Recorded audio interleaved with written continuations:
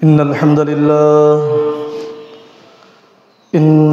لله نحمده ونستعينه من يهده الله فلا مضل له ومن يضلل فلا هادي له أشهد أن لا إله إلا الله وحده لا شريك له وأشهد أن محمدًا عبده ورسوله أما بعد فإن خير الحديث كتاب الله وخير الهدي هدي محمد صلى الله عليه وسلم وشر الأمور محدثاتها وكل بدعة ضلالة وكل ضلالة في النار।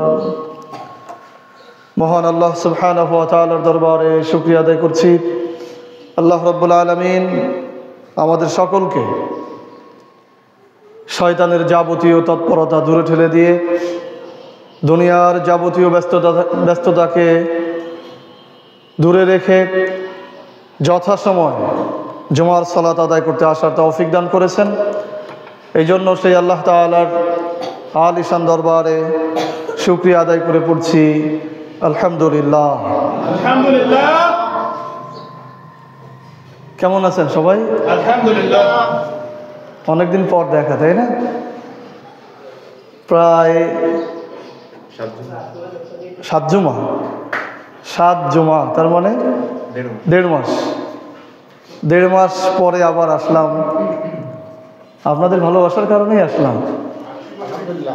আমরা তো প্রত্যেক জুমাই খোঁজ খবর রাখি যে কি অবস্থা, কোন অবস্থায় যাচ্ছে। তো দেখেন, এই মসজিদ আমরা একবার তিল তিল করে হাতে ধরে আল্লাহর রহমতকে সাথে নিয়ে আমরা গড়ে তুলেছি।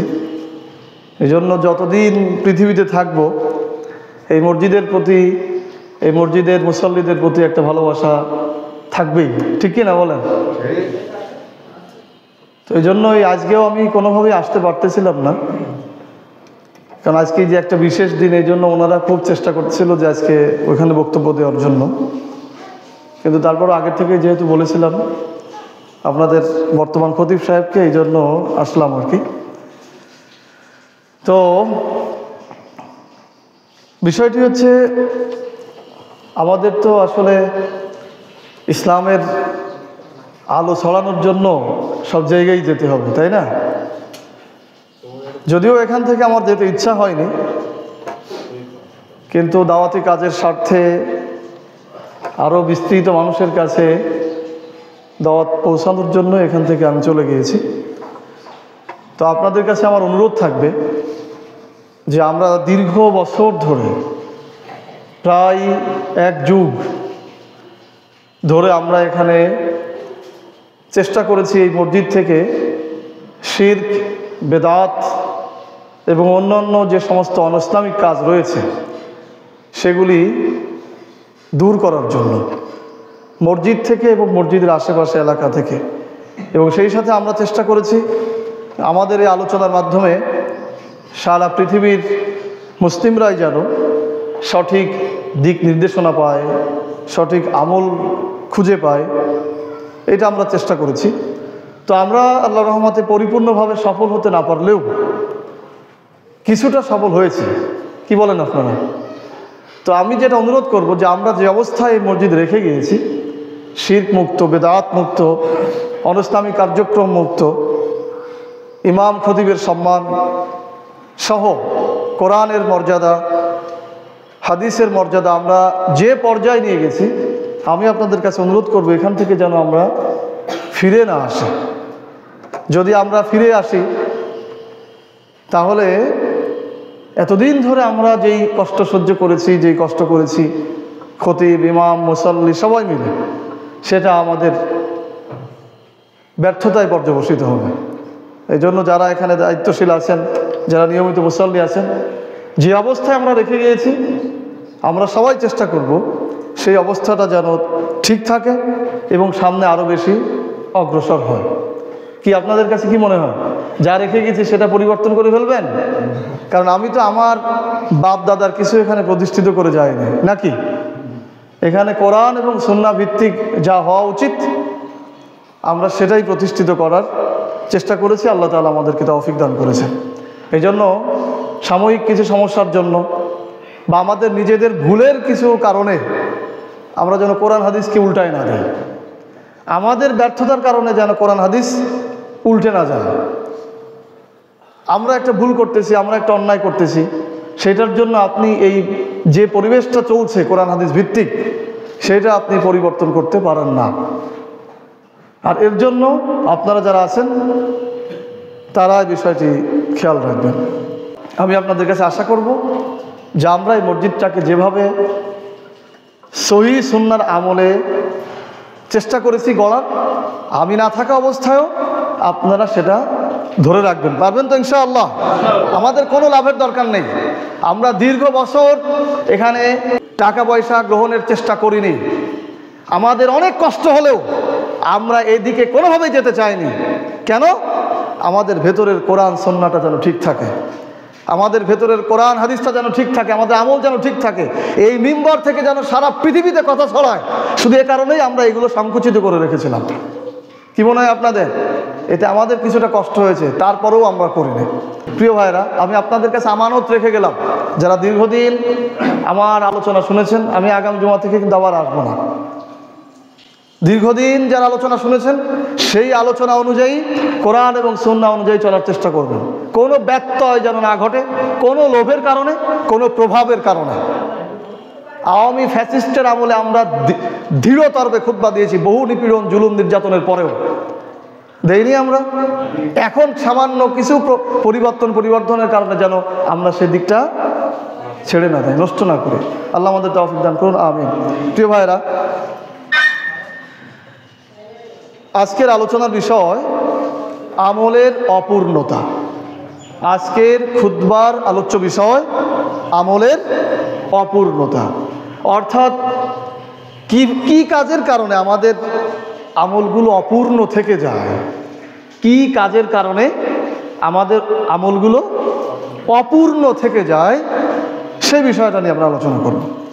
প্রিয় ভাইরা, বর্তমান ভারতবর্ষের অধিকাংশ মুসলিম খুব বেশি ইবাদত করে না, এটাই সত্য।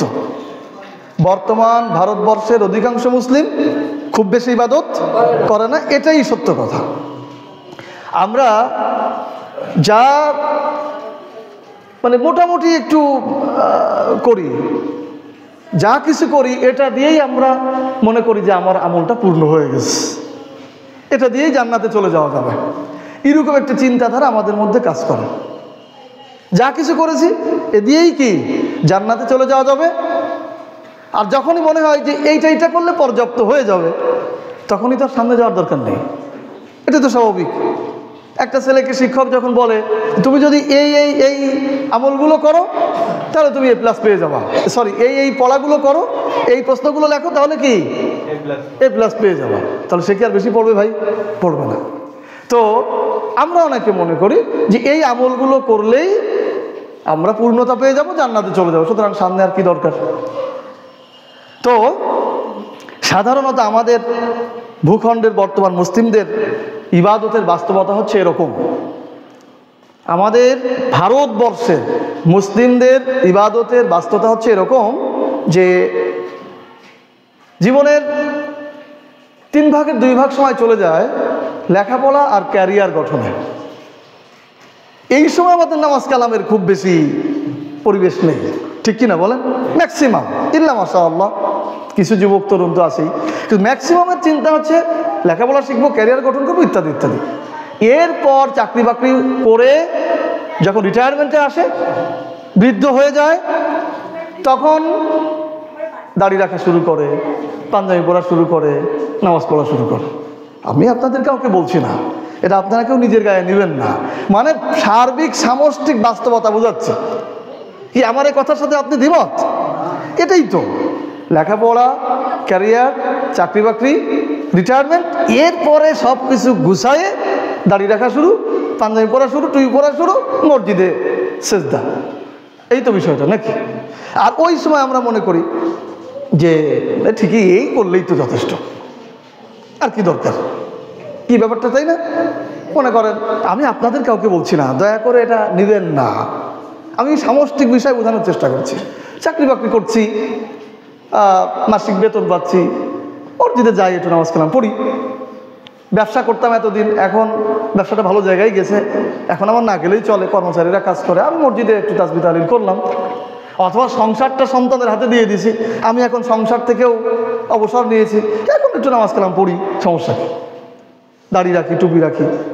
ম্যাক্সিমাম মানুষের কার্যক্রম এরকম, এবং এগুলো করেই তারা তৃপ্তি অনুভব করে যে ঠিক আছে। আবার কেউ কেউ হজও করে আসে, ঠিক আছে, এখন আমি জান্নাতি মানুষ। কি বাস্তবতা? আমি খুব বেশি বাড়াই বললাম নাকি? না, এরকমই। কিন্তু আসলে আল্লাহর কাছে এগুলি আমলের পূর্ণতা নয়। আপনি নিজেকে যা করে পূর্ণ ভাবছেন, আল্লাহর কাছে এটি পূর্ণতা নয়। প্রিয় ভাইরা, আল্লাহ সুবহানাহু ওয়া তাআলা বলছেন, লাইসাল বিররা আন তুওয়াল্লু উজুহাকুম কিবালাল মাশরিকি ওয়াল মাগরিব। আমি যে আপনার আমলকে অপূর্ণ বললাম, এটি আমার গার জোরে বলিনি। আমি যে আপনার এই বৃদ্ধ বয়সে এসে চাকরি বাকরি সব কিছু করে টোরে এসে দাঁড়িয়ে রাখছেন, টুপি করছেন, সরকারি বেতন নিয়ে বা ব্যবসা বাণিজ্য করে এখন এসে মসজিদে নামাজ পড়ছেন, শুধু এই নামাজ পড়াটা কাজকেই বেছে নিয়েছেন, শুধু এই নামাজ পড়ার কাজটাকেই কি বেছে নিয়েছেন, এইটা যে আপনার পূর্ণ আমল নয়, আপনার আমলের পূর্ণতা নয়, এটি আমি আমার গার জোরে বলিনি। দেখেন আল্লাহ কি বলেছেন। আল্লাহ বলছেন, লাইসাল বিররা আন তুওয়াল্লু উজুহাকুম কিবালাল মাশরিকি ওয়াল মাগরিব। লাইসাল বিররা আন তুওয়াল্লু উজুহাকুম কিবালাল মাশরিকি ওয়াল মাগরিব। পুণ্য নেই, নেকি নেই, সওয়াব নেই শুধুমাত্র পূর্ব আর পশ্চিমে মুখ ঘুরানোর মধ্যে। অর্থাৎ ইহুদিরা বাইতুল মুকাদ্দাসের দিকে ফিরে সালাত আদায় করতো, আর সেই সময় মুসলিমরা বাইতুল্লাহর দিকে সালাত আদায় করা শুরু করলো। তো তখন একটা কিছু কথাবার্তা হচ্ছিল, অনেকেই মনে করলো যে এই কাজ করলেই আল্লাহ সন্তুষ্টি হয়ে যাবে। তো আল্লাহ বলছেন, লাইসা মানে নেই, বিররা মানে নেকি, আন তুওয়াল্লু উজুহাকুম, তোমাদের মুখমণ্ডলকে শুধু ঘোরাবা কিবালাল মাশরিকি ওয়াল মাগরিব, ওই পূর্ব আর পশ্চিমের দিকে ঘোরাবা, তার মানে শুধু পূর্ব আর পশ্চিম বাইতুল্লাহর বাইতুল মুকাদ্দাসের দিকে তাকায় মুখ করে সালাত আদায় করবা, আর এটার মধ্যেই শুধু নেকি আছে, এইটা চিন্তা করার কোনো সুযোগ নেই। তাহলে এই যে আমরা বৃদ্ধ বয়সে এসে চাকরি বাকরি শেষ করে এসে ব্যবসা বাণিজ্য সেরে সন্তানের উপরে সংসার দিয়ে এসে শুধুমাত্র পশ্চিম দিকে নামাজ পড়ছি, এই আয়াতের অধীনে আপনি চিন্তা করেন তো যে আল্লাহ আপনাকে এই কথাটা বলেছেন কিনা? কথা কি পরিষ্কার? তাহলে উনাদের আমল যদি গ্রহণযোগ্য না হয়, যখন রাসূল স্বয়ং রয়েছেন, আপনারটা কি হবে? এইটা তো বাস্তবতা। এরপর আল্লাহ কি বলেছেন? ওয়ালাকিন্নাল বিররা, তাহলে সব রয়েছে কিসে, এটাও তো জানাতে হবে। ওয়ালাকিন্নাল বিররা, কিন্তু নেকি রয়েছে, সব রয়েছে, মান আমানা বিল্লাহ ওয়াল ইয়াউমিল আখির ওয়াল মালায়েকা ওয়াল কিতাব ওয়ান নাবিয়্যিন ওয়া আতাল মাল আলা হুব্বিহি যাবিল কুরবা ওয়াল ইয়াতামা ওয়াল মাসাকিনা ওয়া ইবনিস সাবিল ওয়াস সাইলিনা ফির রিকাব ওয়া আকামাস সালাত ওয়া আতাজ যাকাত ওয়াল মাওফুনা বিআহদিহিম ইযা আহাদু ওয়াস সাবিরিনা ফিল বা'সাই ওয়াদ দাররাই ওয়া হিনাল বাস উলাইকা আল্লাযীনা সাদাকু ওয়া উলাইকা হুমুল মুত্তাকুন। কিসের মধ্যে সব আছে আল্লাহ সেটা বলছেন। আমরা এতক্ষণ ছিলাম কোথায়? যে শুধু পূর্ব আর পশ্চিমে মুখ ঘোরালেই কি হয়ে যাবে? সব হয়ে যাবে। যেমন আমরা মনে করছি শুধু 5 ওয়াক্ত নামাজ পড়লেই আল্লাহ সন্তুষ্ট। এইটার প্রতিবাদ করে আল্লাহ বলছেন, ওয়ালাকিন্নাল বিররা, ওইগুলোতে তো সওয়াব নেই, ওয়ালাকিন্নাল বিররা, বরং সওয়াব আছে কিসে? মান আমানা বিল্লাহ, আল্লাহর প্রতি বিশ্বাসে, ওয়াল ইয়াউমিল আখির, পরকালের প্রতি বিশ্বাসে, ওয়াল মালায়েকা, ফেরেশতাদের প্রতি বিশ্বাসে, ওয়াল কিতাব, যে কিতাবগুলো আমি অবতীর্ণ করেছি এই কিতাবের উপর বিশ্বাসে, ওয়ান নাবিয়্যিন, যেই নবীদের উপর, যেই নবী আমি পাঠিয়েছি তাদের উপর বিশ্বাসে। এটা হচ্ছে বিশ্বাস কেন্দ্রিক, ইমান কেন্দ্রিক গেল। এরপরে দুনিয়ার কথা শোনেন, ও আতাল মাল আলা হুব্বিহি, যেই সম্পদকে, যেই মালকে তোমরা খুব বেশি ভালোবাসো, যাবিল কুরবা, এটি তোমার নিকটাত্মীয়র পেছনে খরচ করবা, এটি তোমার নিকটাত্মীয়র পেছনে খরচ করবা, ওয়াল ইয়াতামা, এতিমদের পেছনে খরচ করবা, ওয়াল মাসাকিনা, মিসকিনদের পেছনে খরচ করবা, ওয়া ইবনিস সাবিল, পথিকদের পেছনে খরচ করবা, ওয়া সাইলিন, ভিক্ষুকের পেছনে খরচ করবা, ওয়া ফির রিকাব, দেনাগ্রস্ত দায়গ্রস্ত যারা তাদের পেছনে খরচ করবা। এইগুলোর মধ্যে সওয়াব আছে। কি আছে? এইগুলোর মধ্যে কি আছে? তাহলে সওয়াব নেই কিসে? শুধু পশ্চিম দিকে মুখ ঘোরানোর মধ্যে কি নেই? সওয়াব নেই। নামাজ ভালো করে শোনেন, তাহলে আপনাকে সওয়াব দিতে হলে আল্লাহর প্রতি বিশ্বাস স্থাপন করতে হবে। আর আপনি যে চাকরি করে ব্যাংকে টাকা জমা রেখেছেন, ব্যবসা করে ফিক্সড ডিপোজিট করে রেখেছেন, জমি জাতি দিয়ে যে টাকা পয়সা গুছাইছেন, ওই টাকা দিতে হবে কাকে? নিকট আত্মীয় যারা আছে তাকে দিতে হবে। এরপর এতিমদেরকে দিতে হবে, মিসকিনদেরকে দিতে হবে, পথিকদেরকে দিতে হবে, ভিক্ষুকদের দিতে হবে, দেনাগ্রস্ত লোকদেরকে দেনা পরিশোধ করার জন্য দিতে হবে। আর যাবিল কুরবার মধ্যে আরেক গ্রুপ রয়েছে, নিকটবর্তী প্রতিবেশীদেরকে দিতে হবে। এই টাকা আমি দিতে বললাম নাকি? কে বলেছেন? এখন আপনি যদি আপনার টাকা জমায় রাখেন আর এই শ্রেণীর লোকদেরকে না দেন, তাহলে আপনি আল্লাহর হুকুম অমান্য করেছেন। কার হুকুম অমান্য করেছেন? কথা পরিষ্কার? কোনো বুঝতে সমস্যা আছে? সমস্যা নেই। এরপর আরো সওয়াব আছে কিসে দেখেন, আল্লাহ বলছেন ওয়াকামাস সালাত, সালাত কায়েম করা। সালাত কায়েম কি আপনি মাথা নিচু করে হেঁটতে হেঁটতে সালাত চলে আসবেন এইটা না। যদিও আমার বডি ল্যাঙ্গুয়েজ দেখানো নিষেধ, বোঝানোর জন্য বলছি। আপনি মাথা নিচু করে বাড়ি থেকে বের হয়ে একবার তাসবিহ পড়তে পড়তে মসজিদে এসে সালাত আদায় করছেন না, এটা করতে বলেননি আল্লাহ তাআলা। ওয়াকামাস সালাত, তোমাকে সালাত কায়েম করতে হবে। তোমার পরিবার থেকে শুরু, তোমার স্ত্রীকে সালাত আদায় করতে দাঁড় করায় দিয়ে আসতে হবে, তোমার সন্তানকে সালাত আদায় করতে দিয়ে আসতে হবে, তোমার সাথে নিয়ে আসতে হবে, এবার আশেপাশে যারা আছে তাদেরকে নিয়ে আসতে হবে। এটা কি? সালাত কায়েম। এইটার মধ্যে সওয়াব আছে। ওয়াতাজ যাকাত, যাকাত আদায় করতে হবে, এইটার মধ্যে সওয়াব আছে। ওয়াল মাউফুনা বিআহদিহিম ইযা আহাদু, এবং প্রতিশ্রুতি রক্ষার মধ্যে, ওয়াদা রক্ষার মধ্যে সওয়াব রয়েছে। ওয়াস-সাবিরিনা ফিল বা'সাই ওয়াদ-দাররাই ওয়া হিনাল বাস, এবং বিপদে মুসিবতে, দিনের পথে সংকট মুহূর্তে, দিনের পথে, দিন প্রতিষ্ঠার পথে সংকট মুহূর্তে ধৈর্য ধারণে সওয়াব আছে। দিনের পথে, দিন প্রতিষ্ঠার পথে সংকট মুহূর্তে, বিপদ আপদ মুসিবতের পথে তোমার ধৈর্য ধারণে সওয়াব রয়েছে। উলাইকাল্লাযীনা সাদাকু, এরাই হচ্ছে সত্যবাদী। বলেন সুবহানাল্লাহ। এরাই হচ্ছে সত্যবাদী। যারা এই কাজগুলি করবে তারা কি ভাই? সত্যবাদী। শুধু সত্যবাদী নয়, ওয়া উলাইকা হুমুল মুত্তাকুন, এরাই হচ্ছে আল্লাহর নিকট মুত্তাকি। বলেন সুবহানাল্লাহ। সূরা বাকারা নম্বর 177। তাহলে ফাতোয়া হচ্ছে শুধু নামাজ পড়ে আপনি মুত্তাকি হয়ে যাবেন, শুধু নামাজ পড়ে আপনি সত্যবাদী হয়ে যাবেন, টাকা পয়সা ব্যাংকে আটকে রাখবেন, গরিব মানুষ খেতে পারবে না, তাদের যাকাত দিবেন না, প্রতিবেশীদের সহযোগিতা করবেন না, কোনো দিনাদারকে আপনি দিতে সহযোগিতা করবেন না, দিন প্রতিষ্ঠার কাজে আপনি যুক্ত হবেন না, আর আপনি নিজেকে মুত্তাকি মনে করবেন, সদাকু মনে করবেন, আল্লাহ এত সহজে গ্রহণ করবেন, এটা কখনোই সঠিক নয়। কথা কি পরিষ্কার? আমার না আল্লাহ? প্রিয় ভাইরা,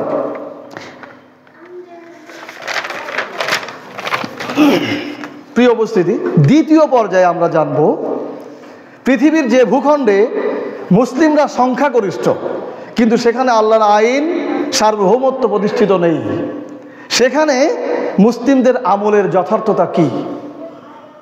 পৃথিবীর যে ভূখণ্ডে, আমরা পৃথিবীতে বসবাস করি না, এটা তো একটা ভূখণ্ড, দেশ জাতি, এটাতে আমরা ভাগ করেছি। কিন্তু যদি ওই শুধু ম্যাপ দেখেন, মানে গোলটা যদি দেখেন, তুই দেবেন একটু টুটু, তাই না? তো এটা কি? ভূখণ্ড। তাহলে এই বাংলাদেশ একটা কি? ভূখণ্ড। এই ভূখণ্ডে, যে ভূখণ্ডে মুসলিম সংখ্যাগরিষ্ঠ, যে ভূখণ্ডে মুসলিমরা বেশি, সেখানে আল্লাহর আইন বা সার্বভৌমত্ব প্রতিষ্ঠিত নেই। আল্লাহর আইন বা সার্বভৌমত্ব প্রতিষ্ঠিত নেই যে ভূখণ্ডে, কিন্তু ওই ভূখণ্ডে মুসলিমরা বেশি সংখ্যাগরিষ্ঠ, সেখানে তাদের আমলের যথার্থতা কি? মানে কিসে যথাযথ আমল হবে? শিরোনাম পয়েন্টটা কি বোঝা গেছে? আমরা আসি এবার বাংলাদেশে মুসলিমরা সংখ্যাগরিষ্ঠ না, এইটা পৃথিবীর একটা ভূখণ্ড না, তাহলে এখানে কোন আমল করলে মুসলিমদের আমলের যথার্থতা হবে, যথাযথ হবে? তো আমরা মনে করছি যে আমরা যদি নামাজ পড়ি, হজ করি, যাকাত করি, তাহলে এই দেশে আমাদের আমলের যথার্থতা হয়ে যাবে। কিন্তু দেখেন আল্লাহ সুবহানাহু ওয়া তাআলা কি বলেছেন? আল্লাহ বলছেন আজালতুল সিকায়াতুল হজ ওয়া ইমারাতুল মসজিদিল হারাম কামান আমানা বিল্লাহ ওয়াল ইয়াউমিল আখির ওয়া জাহাদা ফি সাবিলিল্লাহ লা ইয়াস্তাউনা ইনদাল্লাহ ওয়াল্লাহু লা ইয়াহদিল কওমাজ যালিমিন। সূরা তাওবা আয়াত নম্বর 19। কে বলেছেন কথাটি? আল্লাহ বলছেন। শানে নুজুল বললে আপনারা বুঝবেন।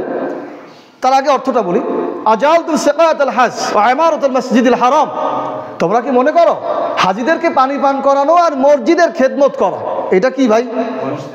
তোমরা কি মনে করো হাজিদেরকে পানি পান করানো আর মসজিদের খেদমত করা তাদের আমলের সমান যারা আল্লাহর প্রতি বিশ্বাস স্থাপন করেছে এবং আল্লাহর পথে আল্লাহর দ্বীন প্রতিষ্ঠার জন্য জিহাদ করছে?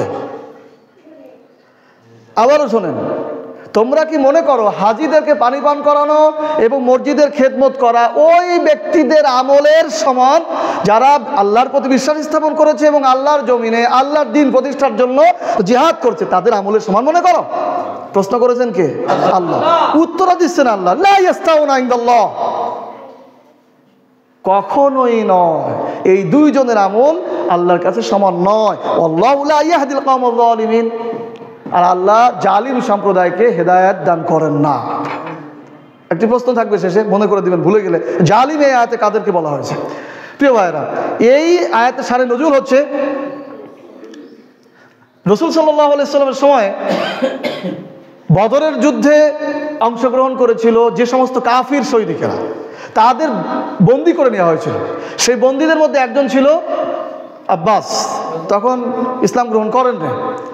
আব্বাস হচ্ছে রাসূল সাল্লাল্লাহু আলাইহি ওয়াসাল্লামের চাচা।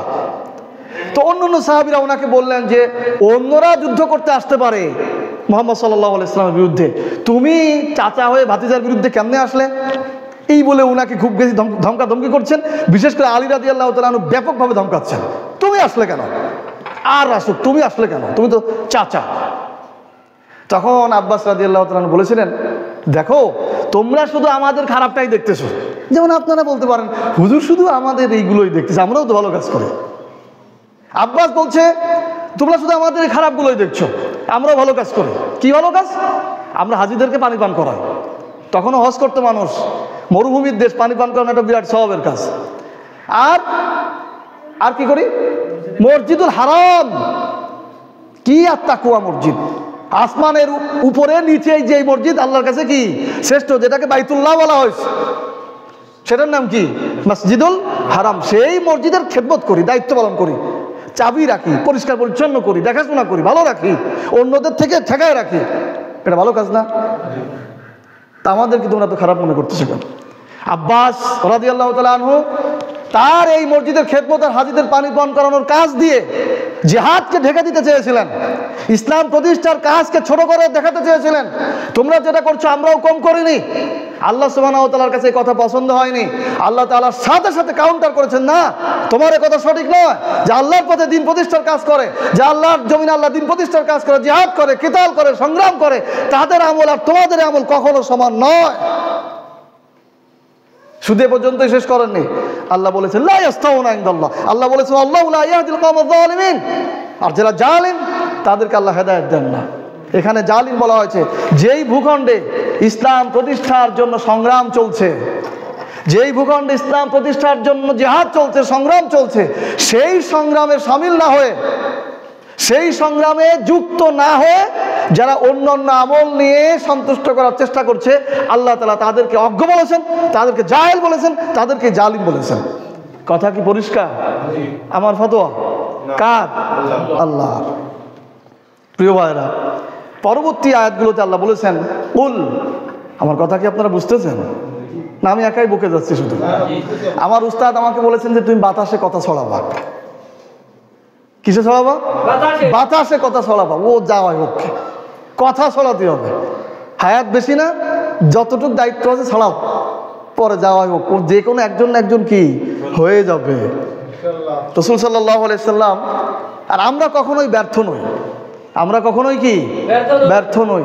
রাসূল সাল্লাল্লাহু আলাইহি সাল্লাম আলী রাদিয়াল্লাহু তাআলা আনহুকে বলেছিলেন, তোমার কথায় যদি একটা লোক হেদায়েত হয়, তোমার কথায় কি যদি একটা লোক হেদায়েত হয়, তাহলে সেটা আরবের লাল উটের থেকেও বেশি মূল্যবান কিছু পেয়ে গেলে তুমি। বলেন সুবহানাল্লাহ। আমাদের দেশে কুরবানির সময় একটা বিরাট কালো গরুর দাম কেমন? অনেক বেশি না? আরবে লাল উটের দাম ওইরকম ছিল। তাহলে আমার কথায় যদি এরকম 10টা লোক হেদায়েত হয়ে যায়, 10 বছরও 10টা হোক, তাহলে আমি 10টা লাল উটের মালিক। তাহলে আমি গরিব মানুষ না ধনী মানুষ? বলেন বলেন। আমাদের সফলতা এখানে। যেটা বলছিলাম, পরবর্তী আয়াতগুলোতে আল্লাহ সুবহানাহু ওয়া তাআলা বলছেন قل إن كان آباؤكم وأبناؤكم وإخوانكم وأزواجكم وعشيرتكم وأموال اقترفتموها وتجارة تخشون كسادها ومساكن ترضونها أحب إليكم من الله ورسوله وجهاد في سبيله فتربصوا حتى يأتي الله بأمره والله لا يهدي القوم الفاسقين। এটি ওই সূরারই ধারাবাহিক 24 নম্বর আয়াত। আল্লাহ বলছেন, হে রাসূল, আপনি লোকদেরকে বলুন, ইমানদারদেরকে বলুন। কাদেরকে বলুন?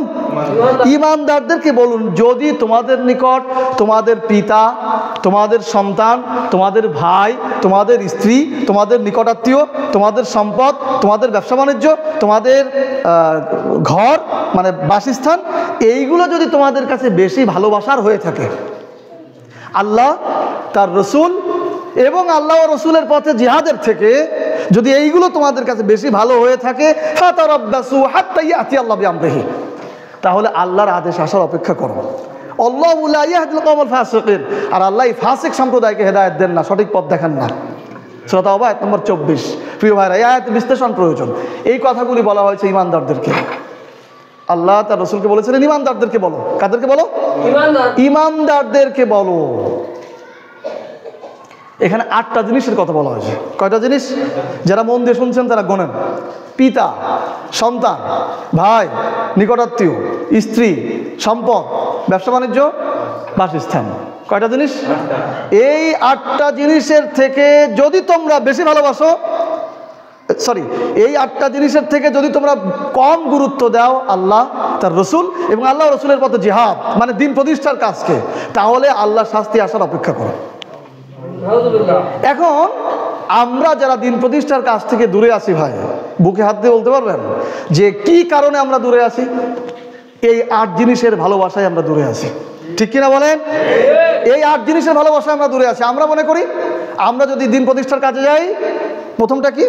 আবাউকুম, আমাদের পিতাদেরকে হারায় ফেলতে হবে, আমাদের সন্তান হারাতে হবে, আমাদের ভাই হারাতে হবে, আমাদের স্ত্রী হারাতে হবে, বিধবা হবে, আমাদের ঘর বাড়ি ভেঙে নিয়ে যাবে, আমার ব্যবসা প্রতিষ্ঠান বন্ধ হয়ে যাবে, আমার ছেলে মেয়ে ক্ষতিগ্রস্ত হবে, আমার চাকরি চলে যাবে।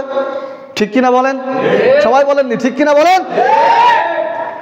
এটাই তো, এই 8 জিনিসের কারণেই আমরা আল্লাহর কাছ থেকে দূরে আছি। অথচ আল্লাহ তাআলা ডাইরেক্ট বলেছেন, এই 8 জিনিসকে যদি প্রাধান্য দাও, আল্লাহ তার রসুল আর জিহাদকে যদি তুমি অবজ্ঞা করো, তাহলে শাস্তি আসার অপেক্ষা করো।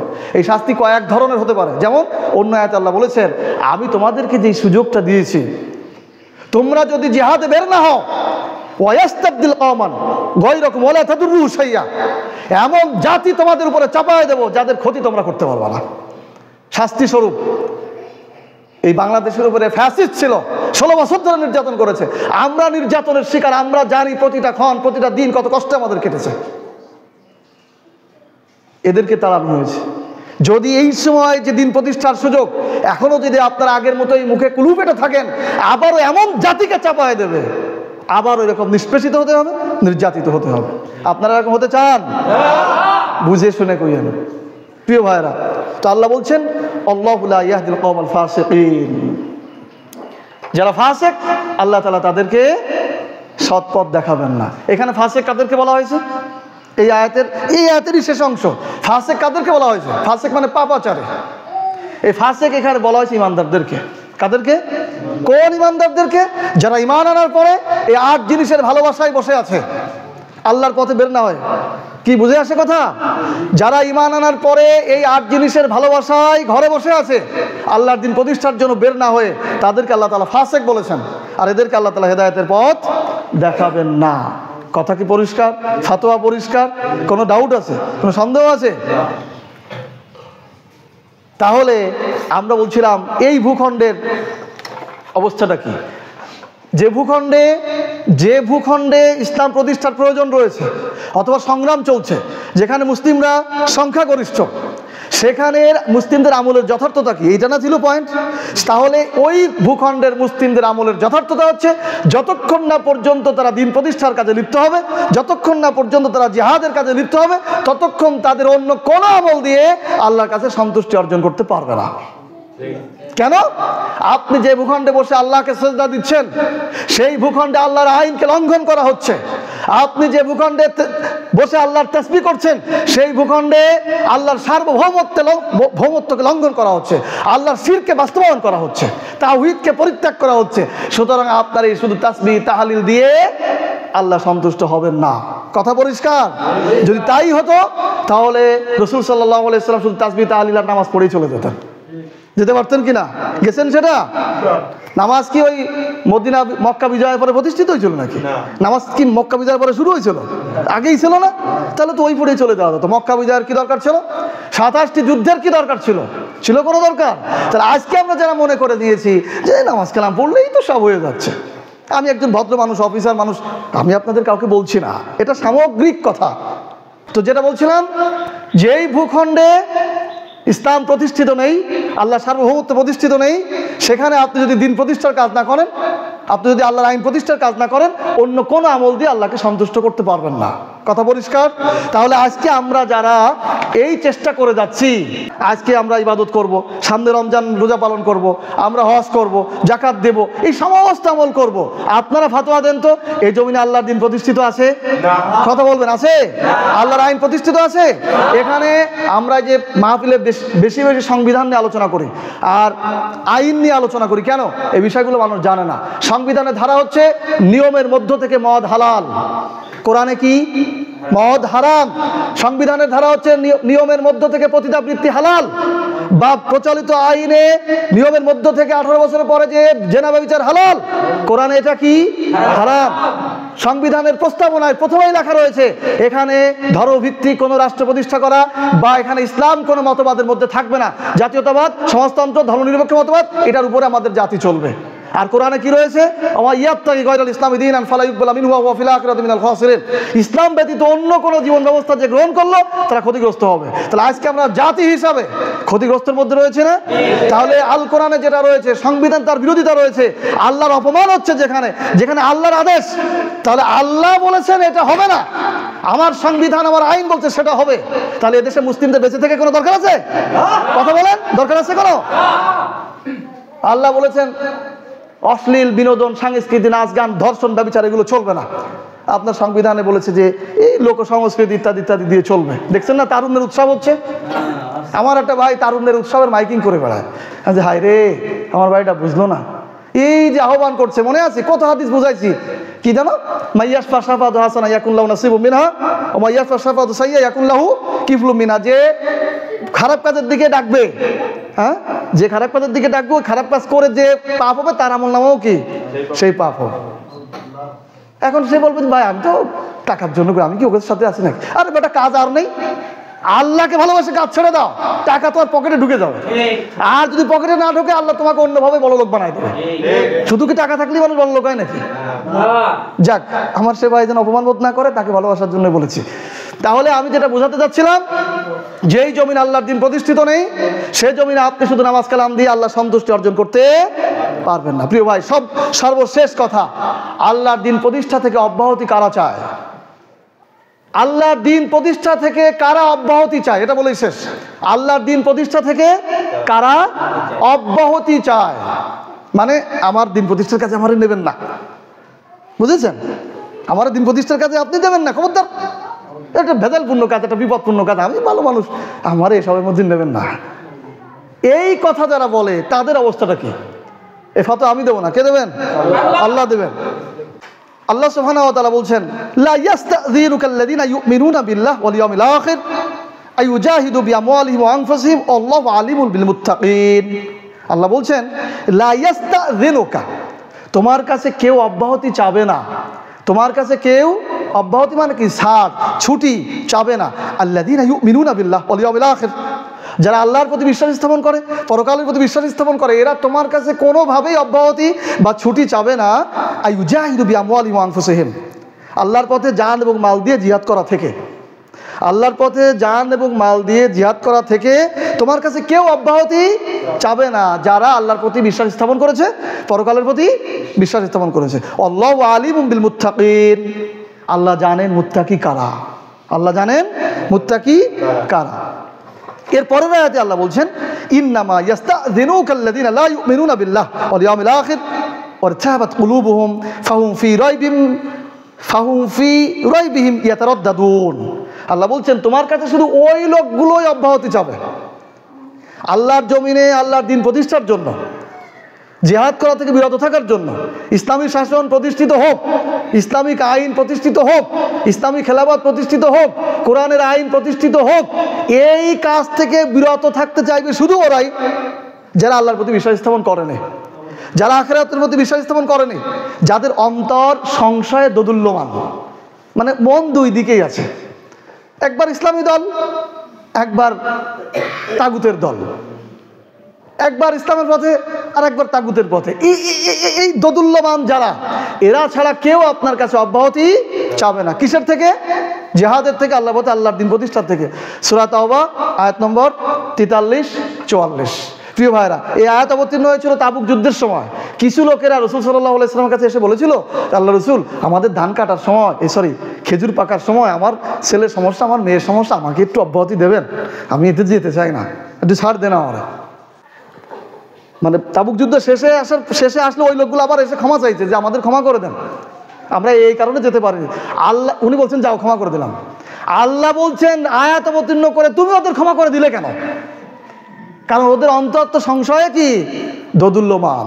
প্রিয় ভাইরা, তাহলে আমি বোঝাতে চাচ্ছিলাম, যে ভূখণ্ডে দিন প্রতিষ্ঠিত নেই, যে ভূখণ্ডে ইসলাম প্রতিষ্ঠিত নেই, আল্লাহর আইন প্রতিষ্ঠিত নেই, সেখানে আপনি অন্য কোনো আমল দিয়ে আল্লাহকে সন্তুষ্ট করতে পারবেন না। কারণ এই জমিনে আল্লাহর আইনকে অপমান করা হয়, আল্লাহর সার্বভৌমত্বকে অপমান করা হয়। আর আপনি যদি এই কাজ থেকে বিরত থাকতে চান, দূরে থাকতে চান, তাহলে আপনি হচ্ছে সংশয়ে দোদুল্যমান, আপনি হচ্ছে দ্বিচরিত্রের অধিকারী, দ্বি অন্তরের অধিকারী, মানে দুই অন্তরের অধিকারী। আল্লাহ বলছেন দুই অন্তর আমি কারোর মধ্যে দেইনি।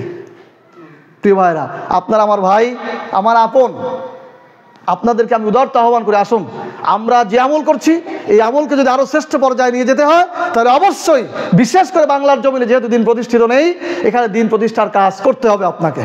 এটাই আল্লাহ তাআলা বলেছেন। আর আমার এখানে কিছু ভাইরা রয়েছেন যারা নতুন করে তাগুতের রাজনীতির সাথে জড়িত হয়েছেন। ব্যক্তিগতভাবে আমি তাদেরকে বলতে চাই,